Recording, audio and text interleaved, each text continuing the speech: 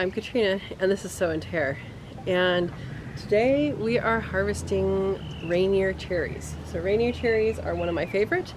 They are bicolored. They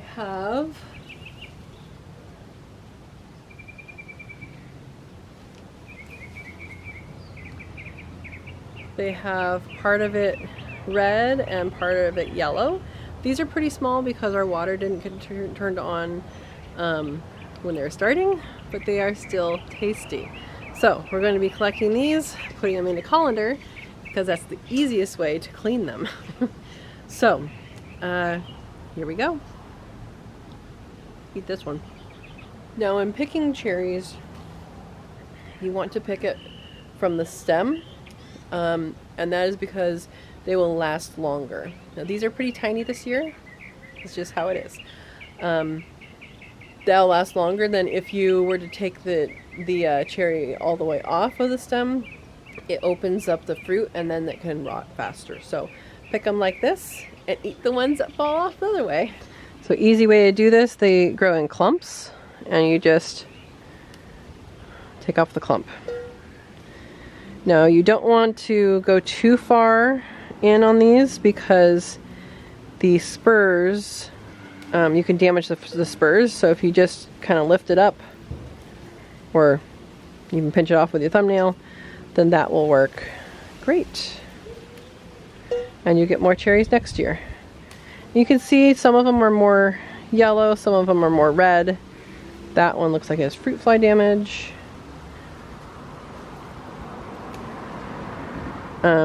Anything with fruit fly damage, you should put in a different container. I forgot to bring a container out. So I'm just going to put it over here for now, and I'll have to go through these later. Because if one has fruit fly damage, it's going to rot, and then if it's in contact with other ones, it will make those rot. See, like that, I picked a little too far. It's okay though. See, like that one I just pulled off. I can eat that one, you know, today, tomorrow. I would not leave that in this bunch. Or I'm gonna eat it right now. That's a juicy one. See, that one I picked way too much off. That is the fruiting spur and everything.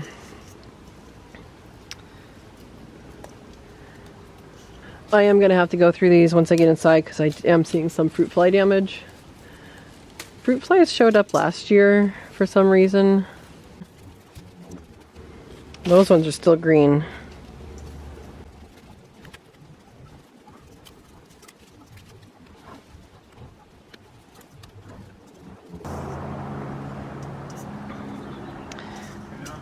Alright, so that's a good start, and I'll pick. Now, things I've made with these cherries, I've just eaten them because they're wonderful. I've frozen them, and what you can do when they're frozen, they make really good smoothies, just frozen pitted cherries. You don't want to freeze them without pitting them. Frozen pitted cherries with water, and you just mix it together, and it's just cherries, and it's wonderful. You can mix it with other fruits too. I have done pie fillings, I've done chutneys, and I think there's a barbecue sauce that I wanted to do, but I don't remember what the ingredients were, if tomatoes were involved, and it's not tomato season yet. So, oops, those were a little unripe. I'll have to look and see if I can find that recipe that I wanted to do. I've made... You can make jelly. I don't think I've made it. You can make jelly or juices. I have done the juice. If you take these... Look at that. If you take these and pit them, and you have, when you pit them, there's this little pitter and it punches a hole in it, and that hole that it punches out of the fruit, you can take that and just boil all of that together, even the pits together, and you can then get the juice out of it and make jelly or just have juice, and it's really It's really good, and you can do it like, otherwise it's a waste product, and I like to use what I can.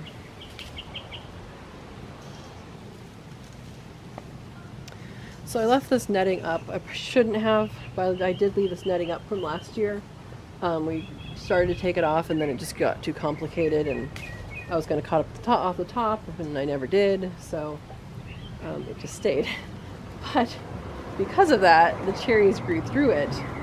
Usually when we net them after the cherries are already there and green. I can put a link to that video we did last year of putting up the netting. This year it has been an issue because there's a neighborhood cat that thinks that this is his home, and he is a birder, and he's been protecting our cherry trees. Hi. What a pretty bird. Are those cherries? Yeah. Nice. They're cherries. They take a few years before they, if you plant a tree, it takes a few years before you get cherries, but they're good.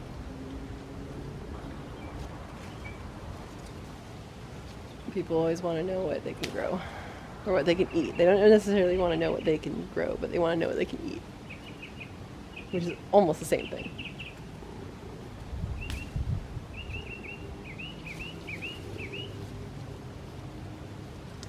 So something to think about when harvesting cherries, sometimes you have to do it by feel because you think you get all of them, and then they're hidden underneath the branch. So I just missed those. Those are not ready yet. Now I am leaving some of the ones that aren't ripe yet.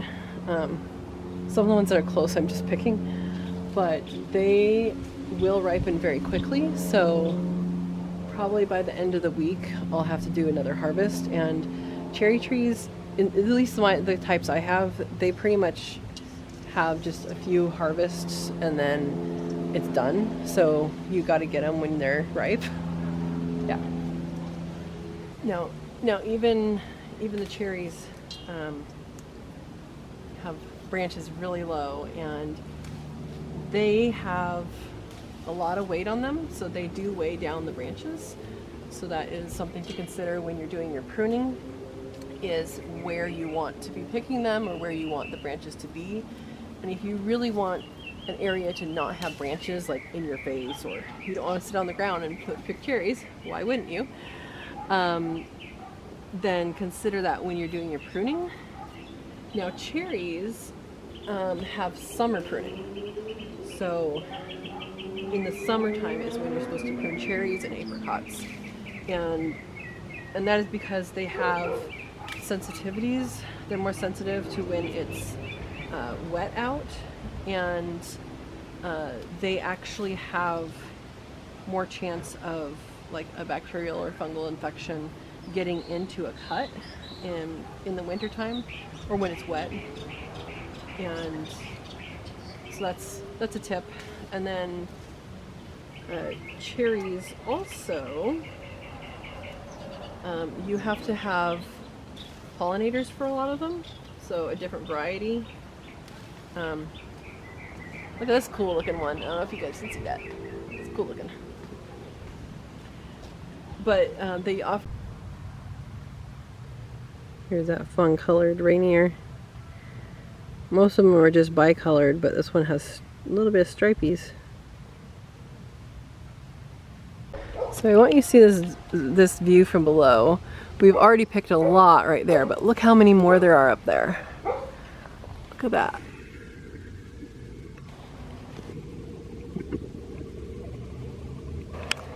And there's more over there. There's different kinds of cherries over there. So awesome. In case you're wondering, the yarrow smells wonderful. I'm trampling it and it's releasing all the oils. It smells so good.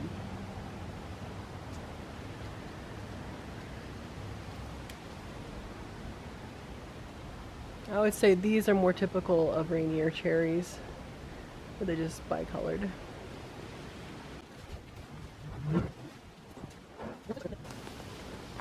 I'll show you the difference between a Rainier and a Stella.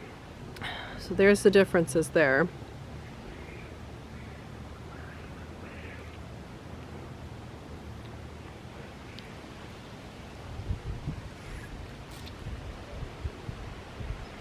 This one is much more flavorful. This one's a lighter flavor, but it's sweeter. This one has more tartness to it. So there you go.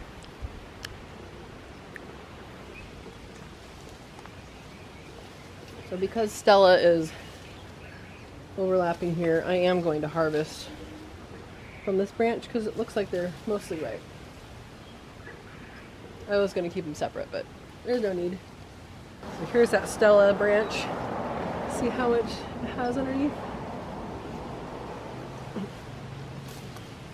And this is sometimes a good way to harvest, is by lifting up the branch, because then you can actually see what you're grabbing. And grab the clusters. I'm trying to cut it off with my nail, but it doesn't always work. Sometimes it just gets pulled. Now it's okay to pick these when they're a little bit underripe, which these are. They're still going to be really good. But I'll show you the difference between a little bit underripe and perfect. I see some perfect ones. It's just I have time to harvest now, and I don't think I'm going to have time to harvest when they become perfect. So here's 3 different ones. These are all Stella. This one does look like it has a bite out of it. Not molding yet, it's fine. But that's not something you would want to store. So, bite into these and show you what they look on the inside and how this one's going to be so much sweeter.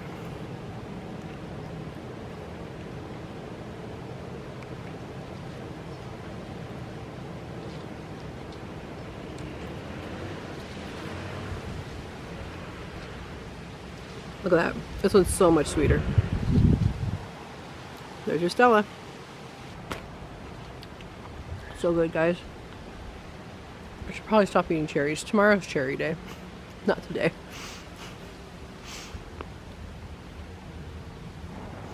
But now that all these cherries are off, you can see how much lighter it is.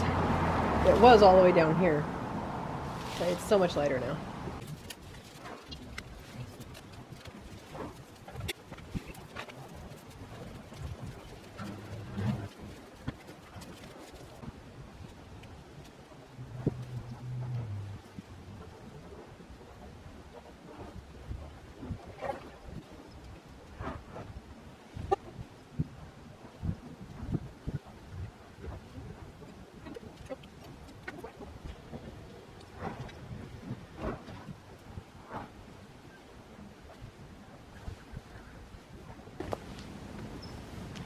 Alright, so we harvested a whole colander full of Rainier cherries, and there's a whole lot more left on the tree. There's a lot that have not fully developed yet. There's some that are more fully developed on that side. I'm going to leave that for tomorrow and chip away at it little by little. And I do know that Stella has some ripe ones, and it looks like Bing doesn't really have really ripe ones yet, so that's good. So tomorrow I'll be harvesting some more of these from this side of the tree, and then there's some really ripe ones on my multi-graft. I think I'm gonna put that in a separate thing, separate container tonight as much as I can. Thank you for watching. I hope you enjoyed the video, and I love cherries. Everybody should love cherries. They are wonderful. We harvested this big colander of cherries, and this is mostly Rainier. We have a few Stella in there, and it looks like some of the Rainier is not ready to harvest. They were smaller and a little bit more hard, and then that side of the tree has more. I just didn't get to it today, so I'll be doing that probably tomorrow. And then some of the multi-graft is a little over ready, so I'm going to be collecting those tonight, and I'll be putting that into a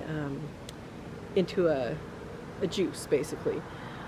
Cherries are wonderful. We're getting into summer, and everybody's going to be eating a lot of fruit. So just realize that has a lot of sugar, and it has a lot of the fruits have a lot of carbs. Cherries, I did not know until recently, are high in carbs. So if you're doing a carb cycling diet like I am, just be aware of that and eat them on the right day. All right, so I hope everybody enjoyed the video, enjoys cherries. Please like the video if you liked it, and share it with a friend. Share it with someone who wants cherries, wants cherry trees, is just hungry, because this will make them hungry. Share it with someone who is looking to get cherries, who has cherries and needs to harvest them now, because they do go bad if you leave them on the tree too long. If you are new to the channel, or this is your first time here, or if you've been watching the channel and have not subscribed yet, please click the subscribe button and click on the bell and hit all, select all, so you get all the notifications, and then you'll see all of these videos. We're going to be doing a lot of harvest videos over the summer, and what do you do with your harvest videos, and you can do all sorts of things with cherries specifically. They're good to pit if you're going to freeze them, or use them in baked goods and that kind of stuff. You can can them, you can juice them, you can do all sorts of stuff with them, and we are going to explore just a few ways to do that. I'm going to eat probably most of them either as is, or frozen. I might even try to freeze dry some. We'll see if my freeze dryer is available at the time, because it's taking a long time to do the bone broth that's currently in it. So anyway, enjoy the day. I hope you have a cherry day. Dad joke. And enjoy the day. Thank you so much for watching, and have a wonderful day.